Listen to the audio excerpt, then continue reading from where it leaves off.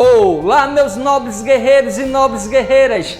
Eu sou Robson Marques, policial civil do estado de Pernambuco, e hoje é a nossa última parte das 100 questões da Lei Penal no tempo e no espaço. Se você perdeu as últimas partes, corre lá no meu canal no YouTube, na playlist 100 questões da Lei Penal no tempo e no espaço, que estão lá de forma estratégica e esquematizada para servir a você. Mas antes, é muito importante que você se inscreva no canal, deixe o seu joinha e compartilha para alcançar milhares de vidas que estão precisando, principalmente as mais humildes que não têm condições de comprar um bom curso preparatório que proporcione, no mínimo, uma igualdade de aprendizado e de competição. Vem comigo e juntos vamos vencer! Meu nobre guerreiro, minha nobre guerreira, nesse último vídeo das 100 questões da Lei Penal no tempo e no espaço, eu achei por bem fazer como um pequeno resumo de tudo que a gente já viu durante essas últimas partes das 100 questões da Lei Penal no tempo e no espaço. Porque no último vídeo esgotamos as questões da Banca SESP ou SEBRASP até o ano de 2004, que foi ali da Polícia Federal para o cargo de delegado, escrivão e agente. Então achei por bem trazer as questões mais atualizadas para nós fazer aqui um pequeno resumo, força e honra. Questão 91, ano 2020, oficial de justiça. Julga o item seguinte: com relação ao tempo e ao lugar do crime, o Código Penal brasileiro adotou respectivamente as teorias da atividade e da ubiquidade. E aí, meu guerreiro e minha guerreira, certo ou errado essa questão? Totalmente certo. Por que, meu guerreiro e minha guerreira? Tempo do crime, teoria da atividade. Código Penal, artigo 4º, diz o seguinte: considera-se praticado o crime no momento da ação ou omissão, ainda que outro seja o momento do resultado. Então, para o tempo do crime, o Código Penal, no artigo 4º, adotou a teoria da atividade. Cabe salientar também lugar do crime, meu guerreiro, artigo 6º do Código Penal, teoria da ubiquidade omista. Diz o seguinte: considera-se praticado o crime no lugar em que ocorreu a ação ou omissão, no todo ou em parte, bem como onde se produziu ou deveria produzir-se o resultado. Teoria da ubiquidade omista, adotado pelo Código Penal para o lugar do crime. Olha aí, teoria do tempo e lugar do crime. Mnemônico é o luto, o famoso luto, é isso mesmo. Lugar de ubiquidade e tempo de atividade. Então, meu guerreiro e minha guerreira, para a teoria do tempo e lugar do crime, mnemônico luta. Lugar de ubiquidade e tempo de atividade. Não tem como errar aqui com Robson Concursos. Questão 92, ano 2019, juiz substituto. Não importa qual cargo, meu guerreiro e minha guerreira, seja para juiz, promotor, delegado, agente de polícia, oficial de justiça, despencam nas provas a Lei Penal no tempo e no espaço. Direto na questão, força e honra. Nas disposições penais da Lei Geral da Copa, foi estabelecido que os tipos penais previstos nessa legislação tivessem vigência até o dia 31 de dezembro de 2014. Considerando-se essas informações, pois a referida legislação é um exemplo de lei penal temporária. E aí, meu guerreiro e minha guerreira, certo ou errado essa questão? Totalmente certo. Por que Robson Concurso está certo? Vamos ver agora, meu guerreiro e minha guerreira. Instituto da ultratividade. Lei excepcional ou temporária. Código Penal, artigo 3º, diz o seguinte: a lei excepcional ou temporária, embora decorrido o período de sua duração ou cessadas as circunstâncias que a determinaram, aplica-se ao fato praticado durante sua vigência. Então, para a lei excepcional ou temporária, Instituto da ultratividade. Não tem como errar, meu guerreiro e minha guerreira. Olha aí, extratividade é o gênero no qual tem duas espécies, a retroatividade e ultratividade. Retroatividade consiste na aplicação da lei a fatos ocorridos antes de sua vigência. E ultratividade, aplicação de lei já revogada a fatos ocorridos durante o período de sua vigência. Dois exemplos clássicos: lei temporária e excepcional. Olha aí, questão 93, ano 2019, analista judiciário. Direto na questão, força e honra. A superveniência de lei penal mais gravosa que a anterior não impede que a nova lei se aplique aos crimes continuados ou ao crime permanente. caso o início da vigência da referida lei seja anterior à cessação da continuidade ou da permanência. E aí, meu guerreiro e minha guerreira, certo ou errado essa questão?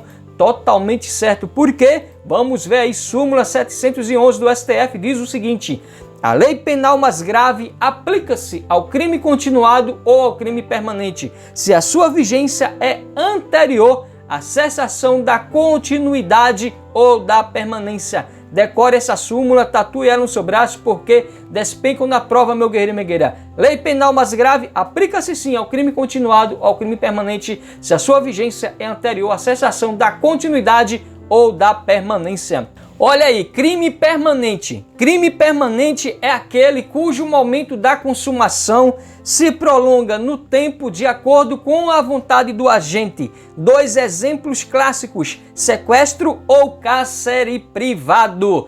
Crime continuado. O artigo 71 do Código Penal diz o seguinte: quando o agente, mediante mais de uma ação ou omissão, pratica dois ou mais crimes da mesma espécie e pelas condições de tempo, lugar, maneira de execução e outras semelhantes, devem os subsequentes ser havidos como continuação do primeiro. Aplica-se-lhe a pena de um só dos crimes, se idênticas, ou a mais grave, se diversas, aumentada em qualquer caso de 1/6 a 2/3. Está aí, meu guerreiro e minha guerreira, crime continuado, conceito, artigo 71 do Código Penal.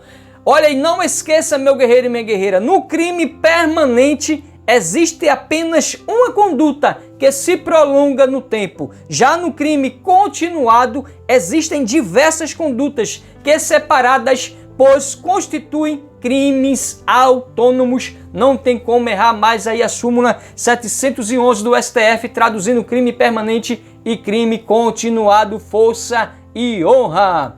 Questão 94, olha aí, Policial Rodoviário Federal, ano 2019, isso mesmo. Diz o seguinte: o artigo 1º do Código Penal Brasileiro dispõe que não há crime sem lei anterior que o defina, não apenas sem prévia cominação legal. Considerando esse dispositivo legal, bem como os princípios e as repercussões jurídicas dele decorrentes, julgo o item que se segue direto na questão força e honra. O presidente da República, em caso de extrema relevância e urgência, pode editar medida provisória para agravar a pena de determinado crime, desde que a aplicação da pena agravada ocorra somente após a aprovação da medida pelo Congresso Nacional. E aí, meu guerreiro e minha guerreira, certo ou errado essa questão?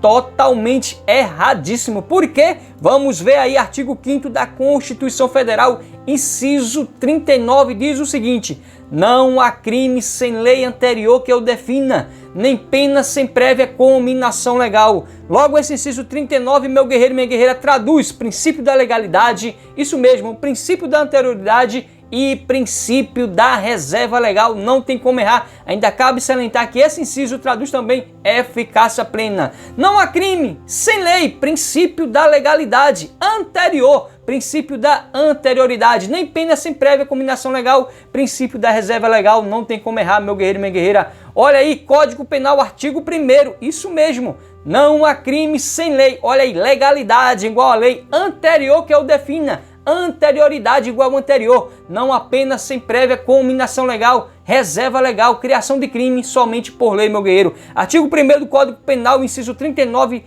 do artigo 5º da Constituição Federal, estratégico para sua prova. Não há crime sem lei, princípio da legalidade igual a lei anterior que eu defina, princípio da anterioridade que é igual ao anterior, não há pena sem prévia cominação legal, princípio da reserva legal, criação de crime somente por lei, força e honra. Olha, ainda cabe salientar o artigo 62 da Constituição Federal, diz o seguinte: em caso de relevância e urgência, o presidente da República poderá adotar medidas provisórias com força de lei, devendo submetê-las de imediato ao Congresso Nacional. Parágrafo 1º. É vedada, está dizendo que é vedada a edição de medidas provisórias sobre matéria, olha a linha B do parágrafo 1º, de direito penal, processual penal e processual civil. E a questão disse que não era totalmente errado, disse que é vedada a edição de medidas provisórias sobre matéria, direito penal, processual penal e processual civil. Assim, meu guerreiro e minha guerreira, a medida provisória não cria crime e não comina pena. Cabe ainda salientar que, segundo o STF, o presidente da República pode editar uma medida provisória, mas sim em favor do réu, ou seja, em bona partem. Então, questão 95, ano 2018, olha aí direto na questão força e honra. Aplica-se a lei penal brasileira a crimes cometidos dentro de navio que esteja a serviço do governo brasileiro, ainda que a embarcação esteja ancorada em território estrangeiro. E aí, meu guerreiro e minha guerreira, certo ou errado essa questão? Totalmente certíssimo. Por que, Robson Concursos? Vamos ver aqui, meu guerreiro, princípio da territorialidade. Código Penal, artigo 5º, diz o seguinte: aplica-se a lei brasileira sem prejuízo de convenções, tratados e regras de direito internacional ao crime cometido no território nacional. O parágrafo 1º diz: para os efeitos penais consideram-se como extensão do território nacional as embarcações e aeronaves brasileiras de natureza pública ou a serviço do governo brasileiro, onde quer que se encontrem, bem como as aeronaves e as embarcações brasileiras, mercantes ou de propriedade privada, que se achem, respectivamente, no espaço aéreo correspondente ou em alto mar. Já o parágrafo 2º diz: é também aplicável a lei brasileira aos crimes praticados a bordo de aeronaves ou embarcações estrangeiras de propriedade privada, achando-se aquelas em pouso no território nacional ou em voo no espaço aéreo correspondentes, e estas em porto ou mar territorial do Brasil. Olha aí, traduzindo aí o artigo 5º do Código Penal, assertiva da nossa questão. O que é para você ler e decorar, você vai ler e vai decorar, meu guerreiro e minha guerreira. O que é para você aprender, você vai aprender. Força e honra, por isso que eu trouxe aí o artigo 5º estratégico para a sua prova. Olha aí, questão 96, isso mesmo, Polícia Federal, ano 2018, agente de Polícia Federal diz o seguinte: depois de adquirir um revólver calibre 38 que sabia ser produto de crime, José passou a portá-lo municiado, sem autorização e em desacordo com determinação legal. O comportamento suspeito de José levou a ser abordado em operação policial de rotina. Sem autorização de porte de arma de fogo, José foi conduzido à delegacia, onde foi instaurado inquérito policial. Tendo como referência a situação hipotética, julgo o item seguinte: se durante o processo judicial a que José for submetido, for editada nova lei que diminua a pena para o crime de receptação, ele não poderá se beneficiar desse fato, pois o direito penal brasileiro norteia-se pelo princípio de aplicação da lei vigente à época do fato. E aí, meu guerreiro e minha guerreira, certo ou errado essa questão? Brincadeira, totalmente errado. Por quê? Você já sabe, novatio leges e melius. Código Penal, artigo 2º, parágrafo único, que traduz a novatio leges e melius, diz o seguinte: a lei posterior que, de qualquer modo, favoreceu o agente, aplica-se aos fatos anteriores, ainda que decididos por sentença condenatória transitada em julgado. Traduzindo a assertiva da nossa questão, meu guerreiro e minha guerreira, ainda cabe salientar, não esqueça, que a novatio legis e melius aplica-se a nova lei a princípio da retroatividade, e a novatio legis impédios aplica-se a lei revogada a princípio da ultratividade. Não tem como errar aqui com Robson Concursos, força e honra. Olha aí, meu guerreiro, ainda cabe salientar a súmula 611 do STF, que diz: transitada em julgado a sentença condenatória, compete ao juízo das execuções a aplicação de lei mais benigna. Isso mesmo. Olha aí, não esqueça, artigo 5º da Constituição Federal, inciso 40, diz: a lei penal não retroagirá, salvo para beneficiar o réu. Traduzindo a primeira parte desse inciso, que diz: a lei penal não retroagirá, princípio da irretroatividade. Isso, a regra é que a lei penal não retroagirá, traduzindo o princípio da retroatividade. Agora, salvo para beneficiar o réu, ela sim retroage, princípio da retroatividade. E esse inciso 40 do artigo 5º da Constituição Federal é de eficácia plena. Então, meu guerreiro, extratividade você já sabe que é um gênero no qual tem duas espécies: retroatividade e ultratividade. Retroatividade consiste na aplicação da lei a fatos ocorridos antes de sua vigência. Ultratividade, aplicação de lei já revogada a fatos ocorridos durante o período de sua vigência. 2 exemplos clássicos: lei temporária e excepcional. Tá gostando, meu nobre guerreiro e minha nobre guerreira? Então, se inscreve aí no canal, deixa o seu joinha e compartilha, porque com essa sua simples e humilde ação social, você ajuda milhares de pessoas que estão precisando, principalmente as mais humildes, que não têm condições de comprar um bom curso preparatório que proporcione, no mínimo, uma igualdade de aprendizado e de competição. Então, seja um agente motivador e transformador de vidas. Se inscreve aí no canal, deixa o seu joinha e compartilha. Força e honra! Olha aí, questão 97, ano 2018, delegado de Polícia Federal. Direto na questão, força e honra. Manuel praticou conduta tipificada como crime. Com a entrada em vigor de nova lei, esse tipo penal foi formalmente revogado, mas a conduta de Manuel foi inserida em outro tipo penal. Nessa situação, Manuel responderá pelo crime praticado, pois não ocorreu abolício crimes com a edição da nova lei. E aí, meu guerreiro e minha guerreira, certo ou errado essa questão? Totalmente certíssimo, porque vamos ver agora o princípio da continuidade típico-normativa. Ocorre quando uma norma penal é revogada, porém a mesma conduta continua sendo incriminada pelo tipo penal revogador. Assim, este não se confunde com o instituto da abolício crime. Então, meu guerreiro, você aprendeu agora ou está relembrando que o princípio da continuidade típico normativa não se confunde com o instituto da abolício crime. Princípio da continuidade normativa típica. A revogação é apenas formal, logo continua materialmente típica. Já abolício crimes, revogação formal e material. Não tem como errar, meu guerreiro e minha guerreira. Olha aí, abolício crimes, artigo 2º do Código Penal diz: ninguém pode ser punido por fato que lei posterior deixa de considerar crime, cessando em virtude dela a execução e os efeitos penais da sentença condenatória. Artigo 2º do Código Penal traduz abolício crimes. E segundo Rogério Chances diz: a abolição do crime representa a supressão da figura criminosa.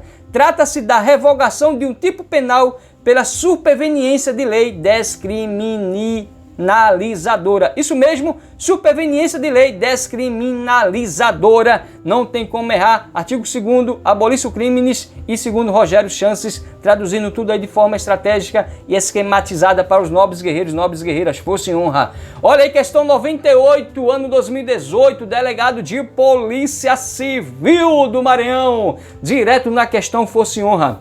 Nos crimes conexos não se aplica a teoria da ubiquidade, devendo cada crime ser julgado pela legislação penal do país em que for cometido. E aí, meu guerreiro e minha guerreira, certo ou errado essa questão?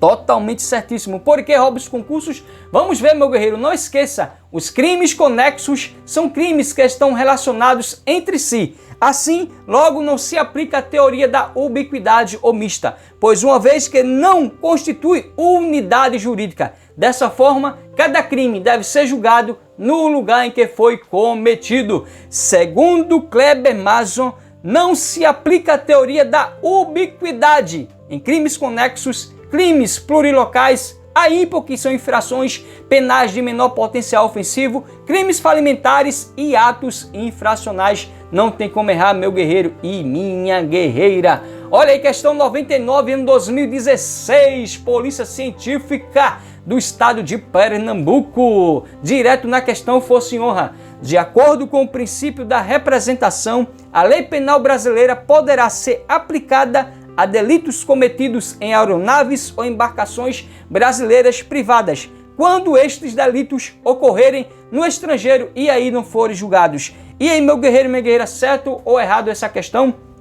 Totalmente certo, porque vamos ver tudo agora, meu guerreiro e minha guerreira, sobre extraterritorialidade, fazer aquela revisão para você jamais errar questões sobre extraterritorialidade na prova. Artigo 7º diz o seguinte: ficam sujeitos à lei brasileira, embora cometidos no estrangeiro. Inciso 1º, meu guerreiro e minha guerreira, do artigo 7º, traduz extraterritorialidade incondicionada, diz que, a linha A, contra a vida ou a liberdade do presidente da República. B, contra o patrimônio ou a fé pública da União, do Distrito Federal, de Estado, de território, de município, de empresa pública, sociedade e economia mista, autarquia ou fundação instituída pelo poder público. A linha C, contra a administração pública, por quem está a seu serviço. A linha D, de genocídio, quando o agente for brasileiro ou domiciliado no Brasil. Parágrafo 1º do artigo 7º diz: nos casos do inciso 1º, o agente é punido segundo a lei brasileira, ainda que absolvido ou condenado no estrangeiro. Olha aí, artigo 7º, inciso 1º,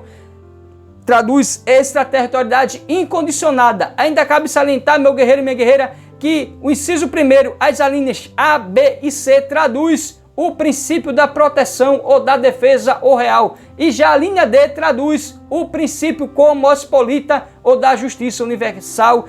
Lembre-se, decore, porque essas alíneas, esse inciso 1º, extraterritorialidade condicionada e seus princípios despencam na prova. Vamos ver agora hipótese de extraterritorialidade condicionada. Isso mesmo.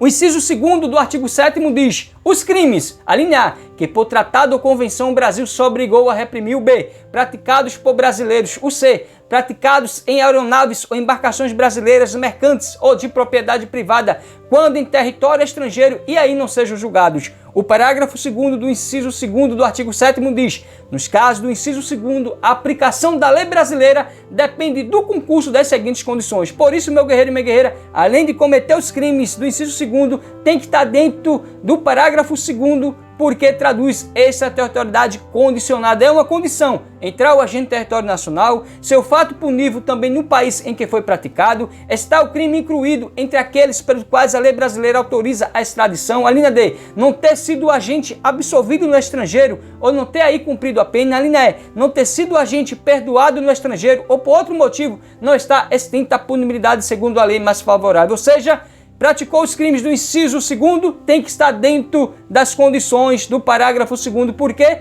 traduz extraterritorialidade condicionada. Cabe salientar que a linha A, meu guerreiro e minha guerreira, traduz o princípio cosmopolita ou da justiça universal, assim como o crime de genocídio do inciso 1º. E já a linha B traduz o princípio da nacionalidade ativa e a linha C traduz o princípio da representação da bandeira ou do pavilhão, que é de uma das bancas de despencam nas provas. Força e honra, meu guerreiro e minha guerreira. Ainda cabe salientar que a linha C do inciso 2º traduz a assertiva da nossa questão. Vamos ver agora a extraterritorialidade hipercondicionada. Isso mesmo. Parágrafo 3º do artigo 7º traduz hipótese de extraterritorialidade hipercondicionada. Diz o seguinte: a lei brasileira aplica-se também ao crime cometido por estrangeiro contra brasileiro fora do Brasil, se reunidas as condições previstas no parágrafo anterior. A linha A, não foi pedida ou foi negada a extradição. B, houve requisição do ministro da Justiça. Por isso, meu guerreiro e minha guerreira, que cita aí nas condições previstas no parágrafo anterior, que é o parágrafo 2º do inciso 2º, e também tem as alíneas B e C, por isso extraterritorialidade hipercondicionada. Força e honra. Olha aí, questão 100, meu guerreiro e minha guerreira, ano 2013, agente penitenciário DEPEN, que hoje é a Polícia Penal Federal, fazendo parte do rol do artigo 144 e também da segurança pública. Direto na questão, força e honra. A homologação de sentença estrangeira no Brasil, nos casos em que a aplicação da lei brasileira produza na espécie as mesmas consequências, independe de pedido da parte interessada, a fim de obrigar o condenado a reparar o dano. E aí, meu guerreiro e minha guerreira, certo ou errado essa questão?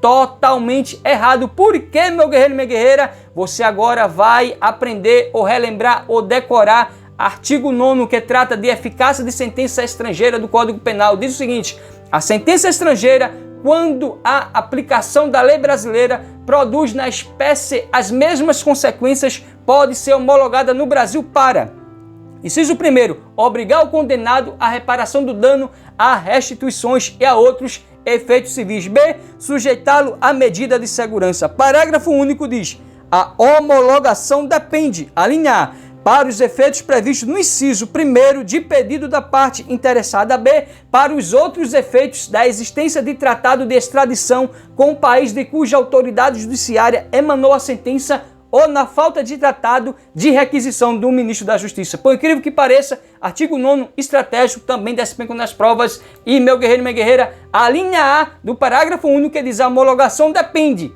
para os efeitos previstos no inciso 1º, que diz obrigar o condenado à reparação do dano, a restituições e a outros efeitos civis de pedido da parte interessada. Assertiva disse que não dependia. Depende sim de pedido da parte interessada. Pode ver, parágrafo único, a linha, ele se refere ao inciso. É assim que cai na sua prova, é assim que você deve aprender, é assim que você vai gabaritar a sua prova. Força e honra, meu guerreiro e minha guerreira. Olha aí, questão 101, nossa última questão. Isso mesmo, era 100. Eu acrescentei aí mais uma questão, porque é estratégico. Vamos ver aí o artigo 8º do Código Penal. Técnico Judiciário diz o seguinte, direto na questão, força e honra.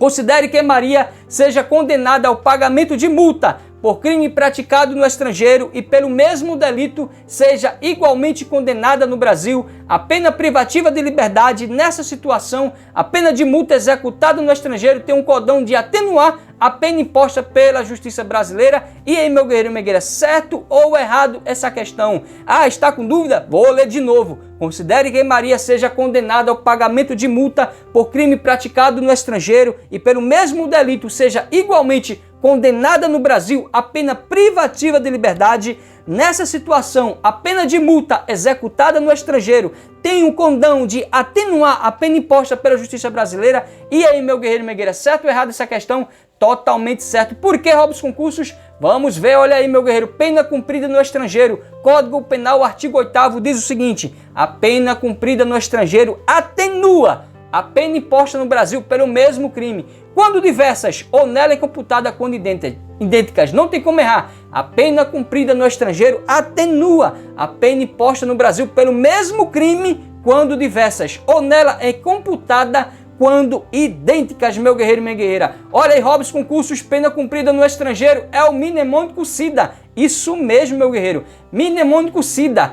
C de computa, idênticas, e D de diversas, atenua. Não tem como errar. Pena cumprida no estrangeiro, mnemônico SIDA. Computa, idênticas, diversas, atenuas. C de computa, I de idênticas, D de diversas, A de atenuas. Não tem como. Pena cumprida no estrangeiro, mnemônico SIDA. Computa, idênticas, diversas, atenua. Não tem como errar, meu guerreiro e minha guerreira. Estratégico e esquematizado. Força e honra.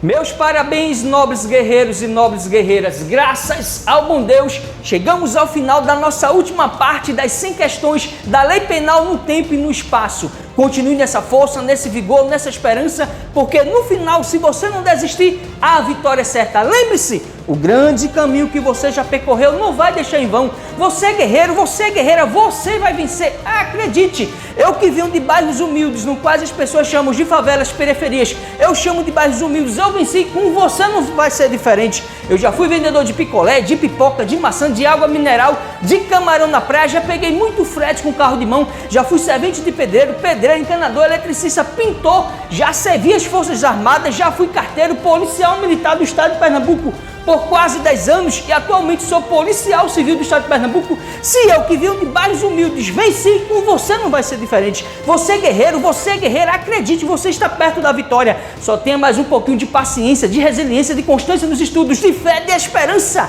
de perseverança. Você vai vencer. Lembre-se, a boa semente que você planta hoje, amanhã vai colher excelentes frutos. Deus é bom e ama você. Vem comigo e juntos vamos vencer. Meu guerreiro, minha guerreira, se você gostou, se inscreve no canal, deixa o seu like e compartilha. Seja um agente, mas seja um agente motivador e transformador de vidas. Força e honra e amém!